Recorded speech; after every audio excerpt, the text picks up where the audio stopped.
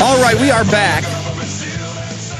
Now, I'm going to get into this 9/11 FEMA videographer at Ground Zero goes public. Just a stunning interview posted over at prisonplanet.com and Infowarrior.com right now. But first, I'm going to go back to some of your calls. Let's go to Beastie in Michigan. Beastie, you're on the line. Hey, Bermas. Can I ask you a question about economics? Let's do it. All right. It's a thought I've had for a long time, and I haven't heard anybody mention it. But if you're a person who's prepared for the economic collapse, in as much as, let's say you have some gold pieces or some silver pieces, right? Mm-hmm. And I'm thinking like my home, my mortgage is, my home is my most valuable asset. I live out in the country and stuff. And so if there were Weimar Republic kind of inflation, if inflation went insane, so you could sell a gold piece for, $2,500 or $5,000 crappy dollars. You have a contract with your mortgage lender, so they're probably going to call all those mortgages null and void. They're going to they won't readjust it for the homeowners, but they'll readjust it for the banks. Because I've had that same thought. Obviously, it works out in your favor on a small level if you were smart enough to get into it in 2003 and buy gold at under $300 an ounce. You know what I mean? Your mortgage wasn't adjusted in the last 6 years, and gold went up three times that. I think it's still hovering around $9 to $9.50. Is that correct right now? Yeah. So right there, you have really, if you were smart enough to do it 6 years ago, you could have tripled the payments on your mortgage just by buying and selling gold in itself. Now, if it gets to the level of maybe 10 to 1 instead of 3 to 1, then, and at the point where it's wheelbarrows full of money, they might just stop accepting dollars altogether and then force people into this new currency. Now, you still might be looking good if you're able to hedge your bets and sell your gold, silver, or precious metals for whatever this new currency is, and maybe even, half your mortgage. But the majority of people aren't going to be that smart, and they're going to lose their home. The only other fear I would have is that they pull some kind of eminent domain nonsense on you, because they're openly saying, because the economy's so bad, in places like Flint, Michigan, instead of letting the homeless live in the homes, we're just going to bulldoze them. That's the good idea. Let's just bulldoze entire communities, and we'll build FEMA centers there. So I think that's the bigger issue, and the real issue is you're protected either way, because in either scenario, you're going to win out, and in the scenario that you just want to get out of the country, you're going to be able to do so by actually having hard assets. So that's my opinion on it. That's your opinion? Yeah. Yeah, I honestly think that, if it does get out to the levels of, Weimar Republic, barrels full of money for bread and whatnot, they will, those contracts are going to be null and void for us. They always give the bourgeoisie and the ruling class all the power. So, of course, with these new regulations on banks and the Federal Reserve taking over more power and more oversight altogether, they'll just declare all contracts null and void, and you'll have to convert your dollars to Ameros or whatever they call it, and it'll be a totally new system. They won't even, if it gets to the point where, let's say, gold's at like $10,000 an ounce, and I'm making up a huge number there, and you've only got $30,000 left on your mortgage, I doubt they're just going to let you give them 3 ounces of gold to get away with it. You know what I'm saying? Totally, but if you could, it's hard to say. You're probably right. They'll just declare all mortgages null and void, and it'll be some kind of an emergency, fast-acting legislation that the government has to step in, because if they allow this to happen, then the banks are automatically going to fail because of the few, and they'll demonize the people that want to do it. They'll run standard psyops on television, just like they're doing now by their saying, man, isn't it great? The Federal Reserve is going to start oversight. Man, we won't have a depression again. It's awesome. Meanwhile, anybody in the know knows the Fed is about to get audited on the House floor, even though only 2 senators out of the 100 out there have signed on to the Senate version of the bill. I thank you for the call, Beastie. Let's go to Anonymous. Anonymous, you're on the line. Yes, sir. Hi, Jason. Hello. Hello, can you hear me? Yes. Yes, sir. Sorry. I'm literally shaking right now regarding mail that I received and just finally got to from Fidelity. Okay. It's a proxy notice, and I've read it several times. I even had somebody read it just to verify that I was reading it correctly. Okay. This is a statement. The Board of Trustees recommends a vote against the following. Now, 4 lines of the paragraph are just the various companies, so I'm going to skip that. Shareholders' Proposal 4 concerning procedures to prevent holding investments in companies that, in the judgment of the board, substantially contribute to genocide or crimes against humanity. Whoa. So you're telling me they sent you a letter that you need to invest in companies that are pro-genocide?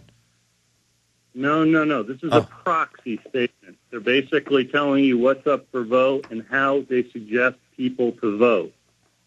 Okay. Now, if you read that the same way as I do, I'm very confused right now, and the board ops are looking at me the same exact way. Explain what it means to me. One more time. Okay. I don't want to explain it to you. I want you to explain it to me because I don't want to be right. Okay. And the 4 lines of this paragraph are just listing out all the companies: Fidelity, Freedom, blah blah blah. Yeah. Fidelity Asset Managers, blah blah blah. So I'm just skipping that and cutting right to the beginning and the end. The Board of Trustees recommends a vote against the following: shareholder proposal for company concerning procedures to prevent holding investments in companies that, in the judgment of the board, substantially contribute to genocide or crimes against humanity. All right, I got it this time.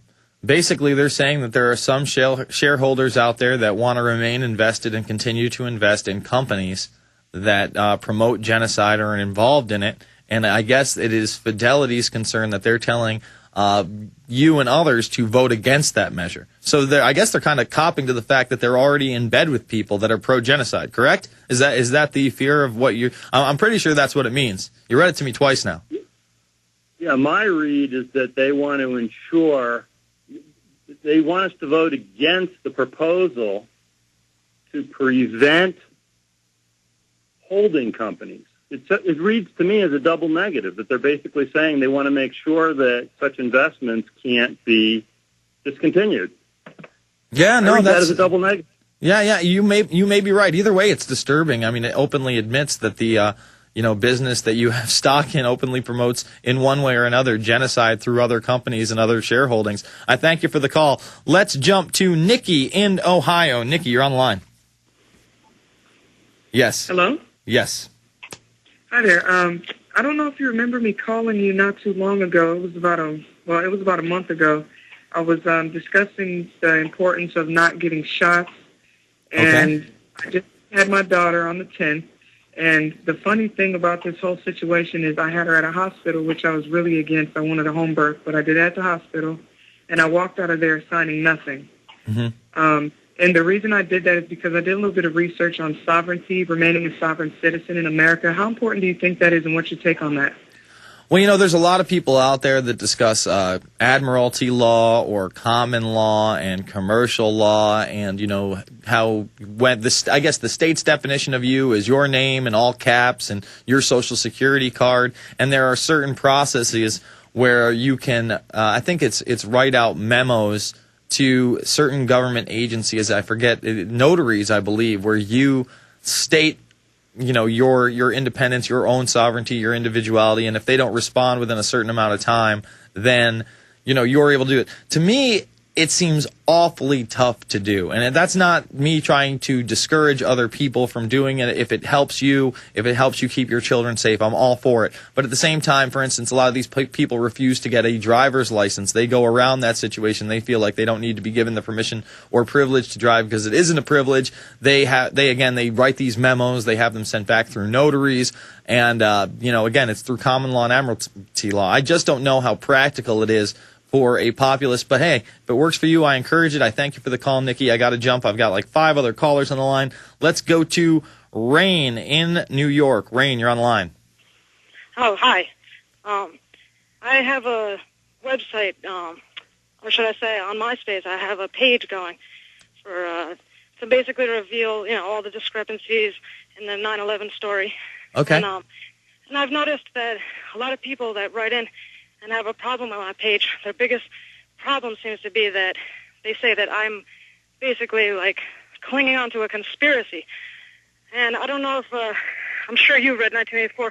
I don't know if a lot of the audience has read 1984, but if they've ever heard of something called doublethink, I've noticed that the minute I point out to people that the official story is actually a conspiracy theory, if I remind them of that, then a lot of times it's just like cuts them off into complete silence. So no, they don't understand that a conspiracy just involves more than one person in a goal or objective, and that either way it's an actual conspiracy. The only theory out there is that if you believe the government, you're out of your mind. And I thank you for the call. Listen, the way I combat that is with the evidence. I say, okay, well, let's just take a step back. Let's go back to the official versions, because there's no real official version. The media has told us so many lies. It's lie on top of lie on top of congressional investigation lie, on top of FBI lie, on top of CIA lie, on top of 9/11 Commission lie, on top of books by 9/11 commissioners lies after the